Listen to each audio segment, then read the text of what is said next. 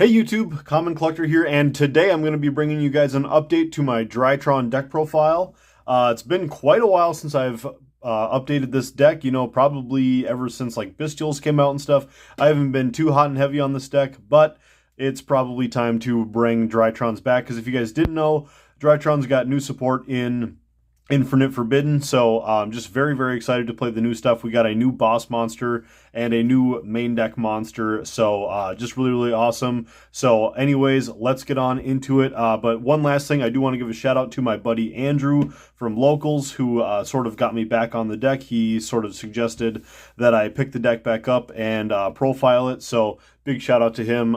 Thank you for the inspiration for the video. But anyways, starting off here, we have the new Big Daddy boss monster, the Drtyron Meteonis DA Dragonids. So this card right here is just absolutely insane. It is super duper what the deck needed, which is really cool. Basically gives you a blanket 2 times monster negate, once per turn, monster negate and destroy, which is very important. Just nice to help keep the field clear. Basically, if you end up on your optimal board going full combo, your opponent shouldn't even establish like a single card on the board, because everything that you put out there just says negate and destroy, which is just super duper awesome. And then also this guy can float into your other ritual monster, which we will get into right now. Just the vanilla Draconids, so still a very, very cool monster, very good. And so just these two cards just work in tandem together, pretty cool.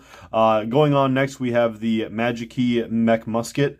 So I like playing the one copy of him, just very nice to get into an extra spell trap negate, which we will get into a little bit later. I am not playing the build, though, that plays the Secret Village of the Spellcasters. You guys will sort of see as we go along here why. I do have like maybe a slightly different build than other people. I am playing 3 copies of Ben 10. I've seen a few people cut this down to 2. I do really like playing this at 3 yet, because I do play like every one of the Drtyron names, so it's just really nice to have extra Ben 10s. You'll see, like, as you start playing around with this deck, you keep doing a couple of test hands and whatnot, and you're going to see just like how many names you can dump into the graveyard or get into your hand. You can always kind of cycle your 3 Ben 10s pretty much every single duel. So here we go. We've got our new I was going to say the Big Daddy game, but no, we have the new 2, the new sort of starter of the deck. So I've seen a few other people, again, playing this card at 2. I think that playing 3 is correct. There's a lot of ways to get it out, but this is now the Stratos of the deck. So, I mean, you would never play heroes without your 3 Stratos. So, in my opinion, I still really like this guy. He does lock you into only being able to ritual summon machine monsters. So you do have to keep that in mind. But now with how you build the deck, it just doesn't matter anymore. We don't need to play like different engines and stuff like the Megaliths, or playing the whatever the Herald of Ultimateness and Perfection and all that stuff. Now we're just going for Drtyron's, which just feels really cool.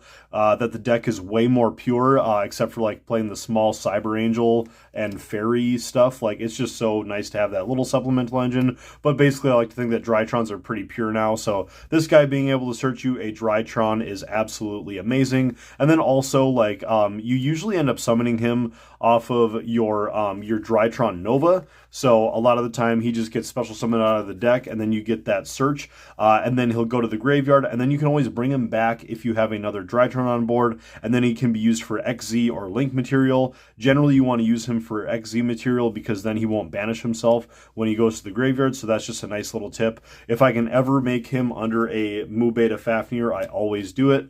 Then going on, we have our Alpha, who used to kind of be like the best main deck monster in the deck, but I don't know, now Alpha and Mewtwo are kind of like fighting for top dog for like the normal regular Drytrons. But Alpha being able to search you a ritual monster is amazing, gets you into your Cyber Angel engine, or it'll get you your Beto Buster, or it'll get you your dad. Then we're gonna have the 3 copies of Zeta. Zeta, I'm almost considering you could cut down to 2 with how you're playing the build, like, or even 1. But in general, it's still just nice to play it at 3. You need to get to your ritual spell.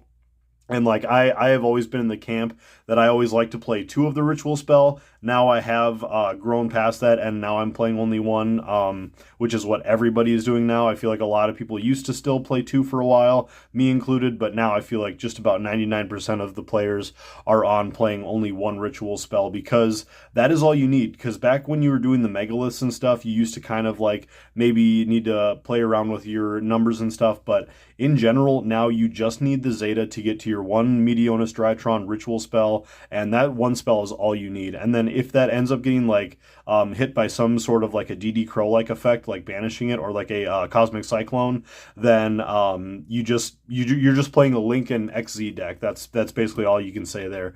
Getting on into the one-ofs, we're playing one copy of Gamma to be able to special summon two guys back to the field, which is amazing. One copy of Delta, being able to draw an extra card. It's more relevant now than ever, because you have all of these different ways to get into extra names. So if you Delta and you end up drawing into a new 2, like that's another name, or if you draw into a Nova, that's a name. If you draw into a Fafnir, that gets you to Nova for another name. I mean, Delta, in my opinion, he's gotten so much better now. And then one copy of the Beta Rastamon. You guys know, if you've seen my previous profiles, I always kind of liked this card, but it was always kind of on the fence of if you're playing it or not. Now it's definitely got a lot more reason to be in the deck. You can still cut it if you don't like it, but in my opinion, it's really, really cool.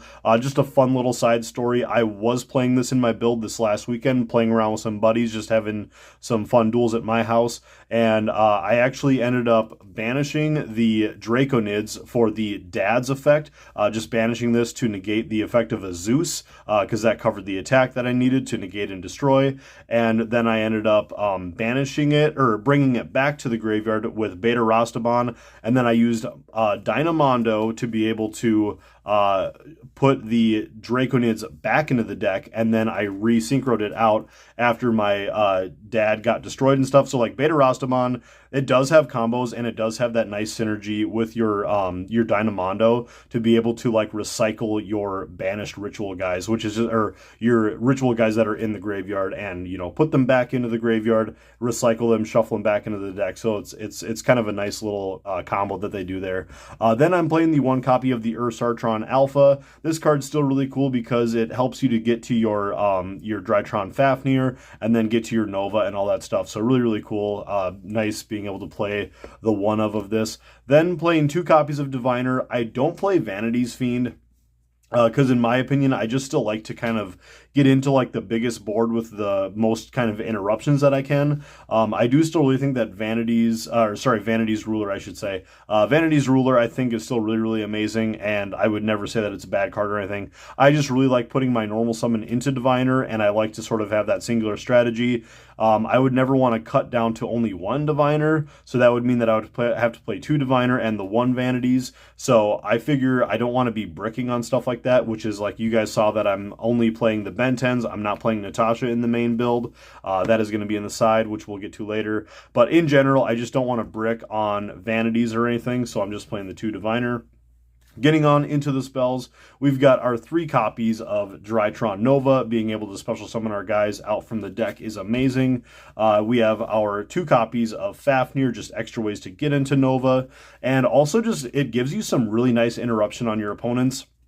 For instance, like I said, I was playing this last weekend with some buddies, and I had this on the field against my buddy Cole, who was playing Goblin Riders or Goblin Bikers, and he's trying to go in for XZ plays, and I ended up having this on the field. I turned one of his guys into a level 2, and he looked at me like I was crazy, like I just ruined his birthday or something, like, because it is just so funny.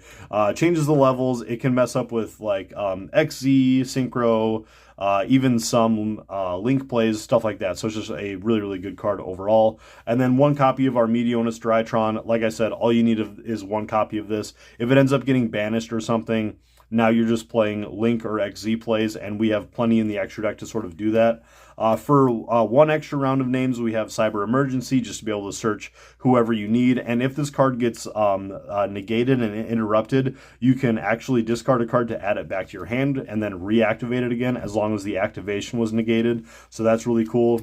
Some people forget to read that part and play into it. Then for the non-engine, we're playing 3 copies of Forbidden Droplet. one copy of Foolish Burial, which is actually another name, so I lied there. We're not done with the engine stuff. Foolish Burial, it seems like a card that you could cut every now and then, and I actually was playing 2 copies of Gamma at first. Oh, I thought I had the pile with Gamma. Anyways, I used to be playing 2 copies of Gamma, sorry. And then I realized I had Foolish Burial cut out of the deck, and then I was like, wait a second, I can just cut the 1 copy of Gamma so that I only have 1 now, and play Foolish Burial, and now instead of playing 2 Gammas, I have 1 Gamma, and then I have an extra 1 of any name. So just never cut Foolish Burial. If you're ever like not playing it, just cut out another name and replace it with Foolish Burial. Then we have 1 copy of Instant Fusion. This card comes up just so much. Being able to go into your Millenniumize Restrict gives you a free level 1 on the board, and then it gives you also Millenniumize Restrict, which helps you to protect from hand traps. So even if you don't get his effect off, the Millenniumize Restrict, you'll have him on the field, and then once you go into like your ritual play to go into your dad, then that's just when you get rid of him. You can put him into an XZ or a synchro play, whatever, and he has served his purpose, just protecting you for a while. 1 copy of Triple Tactics Talent. You could play this at 2 if you want. Again, I just didn't want to be bricking in this deck, but it seemed like Talent was a really nice way to play around if you end up getting hit by Droll and stuff. So sort of the last 3 spells in this deck are sort of like Droll protection and then just other various hand traps, but mainly it's here. These cards are here for like Droll and Shifter, Instant Fusion, Call by the Grave, Triple Tactics Talent. They all sort of serve a similar purpose. You know, if you get hit by Droll, Triple Tactics Talent, steal one of your opponent's monsters if they already have a board established, or just go ahead and shuffle one of your opponent's cards back into their deck. So getting into the traps, not too much to say here. Infinite Impermanence, it's a lot like Forbidden Droplet. It just supplements as a board breaker or as a hand trap, like just whatever kind of negate that you need, so it just works really great. And then our 1 copy of Magic Key Unlocking. As I said, I'm not playing the engine that plays with the Spellcaster field spell, but in my opinion, I just think that it adds a little bit too much, and I've even seen a few builds play with the Magic Key engine and with the Spellcasters, which I think is wrong. That's going to lead to too many bricks in the future.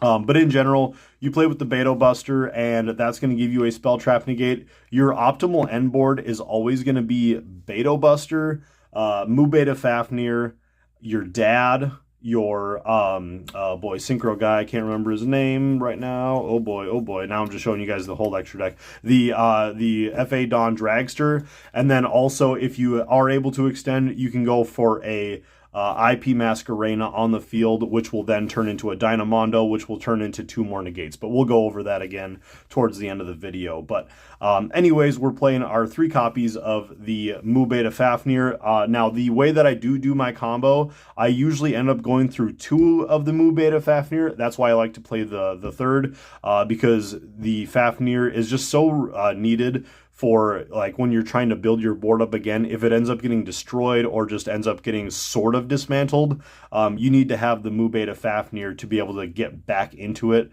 So in my opinion, that's really, really important. We have the 1 copy of the Fuko, 1 copy of Downward Magician, and 1 copy of Zeus. Not much explanation needed there.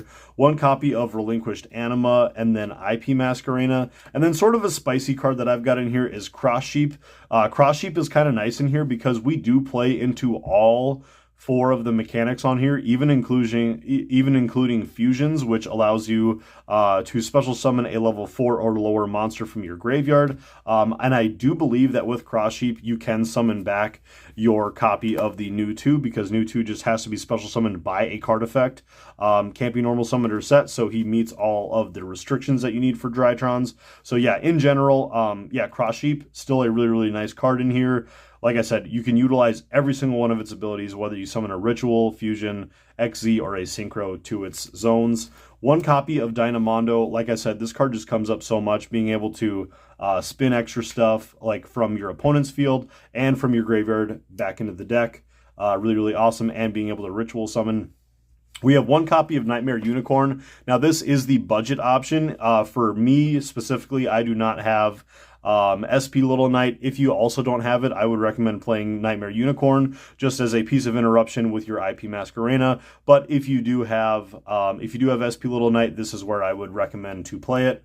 1 copy of Millenniumized Restrict, 1 copy of Elder Entity Natis, 1 copy of Herald of the Arclight, and our 1 copy of F.A. Dawn Dragster. So, like I said, your basic end board that you're going for, you're going to have F.A. Dawn Dragster on the board. Hopefully, you're going to have IP Masquerena somewhere on here. You're going to have Mu Beta Fafnir with 1 or 2 materials, and that's going to be the second one that you've summoned. You're going to have, we actually end on monsters that are in the main deck. Whoops. So we are going to end up with the Beto Buster here, along with his counter trap. And this is in general, if you are not interrupted, this is what you're going to be ending on for your end board. And then after you've used up your 2 dad effects, you're going to IP Masquerena with this fella. Go there into Dynamondo, use Dynamondo to tribute himself and bring the dad back. And now he has 2 more fresh negates. So basically you end on 3 spell trap negates and 4 monster negates. If you don't go full combo and end on the IP Masquerena, then you still just have 2 monster negates, or you can cut out the part where you ritual summon, or when you put out another Fafnir or your F.A. Dawn Dragster, cut one of these out, and then that's going to allow you to then go into IP Masquerena, and now you have 2 spell trap negates, and you've got the 4 monster negates. So overall, there's totally different ways that you can sort of do the combo depending on how much extension you have. But getting on into the side deck really quickly, we have 3 copies of Lava Golem. Lava Golem's a really, really nice one because sometimes your opponent's going to put out some things that you just can't bust through. So really, it's nice going second. You just Lava Golem, put them in the zone where your relinquished anima points to. And this card particularly cannot be normal summoned or set. Has to be special summoned from your hand to your opponent's field by tributing monsters they control. So this card also fits the requirements for your Drtytrons to where you can only special summon monsters that can't be normal summoned or set. So Lava Golem totally works for you. Then we have 3 copies of Evenly Matched for more board breakers. And then Lightning Storm. Then if you have Fuko on your board, if you're going first, you can Harpy's Featherstorm. If you guys do not know about this combo, this one is just absolutely insane. It just is exactly how it sounds. You go into your Kinkagashi Fuko, put him on the field, and your opponent's going to just say, okay, cool, I'll just attack him, and then next turn we'll just try to figure it out. But you are actually going to flip your Harpy's Featherstorm, because you have a Winged Beast, and then you're going to lock them out of monster effects for the turn. Then just for extra ways to find that card, we have our 2 copies of Triple Tactics Thrust. So Thrust is just really great whether you're going first or second, so I really liked how Thrust works with Harpy's Featherstorm, because even if you're going first, your opponent doesn't have anything on the field, you can still set that normal trap card to the field and then utilize it next turn. For other stuff that kind of can go first or second is Natasha, just whether you're going into time or not. And then 1 copy of Artifact Lancia. Lancia is a little bit weird. It's probably the most cuttable card in the side deck because we do like to banish for our dad's effects and whatnot. So you got to make sure that like dad isn't the card that you're relying on. But if your opponent is playing a deck that really, really does rely on banishing, like they're playing Fluanderies or something like that, or they just have a lot of cards that are going to banish that they're siding, definitely go ahead and have Lancia ready because you can search it with your Cyber Angels. But again, just make sure that the dad isn't like the main source of interruption that you're going for on your end board. But anyways, guys, that's going to do it for this deck profile. If you guys need any kind of combos or anything, I can maybe do a video on that in the future. But overall, like I said, I just kind of wanted to go in depth on this so you would kind of know what the end board is supposed to look like for this deck. And it's always different. It depends on what names you draw into, but every name can kind of get you into your own route. Once you go into Mu Beta Fafnir, basically anything is possible. So like just no matter what names you get, you just got to go into Fafnir, have Fafnir pitch that name that you need into the graveyard. Like if you need your Gamma or whatever, just pitch it into the graveyard. That'll work, and then you can just keep going, and then that's how you're going to find your combo lines. But anyways, guys, thank you so much for watching. Good to be back making videos again. Been a busy summer, but thank you guys so much for watching. If you guys are new to the channel, make sure to subscribe, like the video, leave a comment, and let me know what you guys think, and we'll see you guys for the next one. Peace.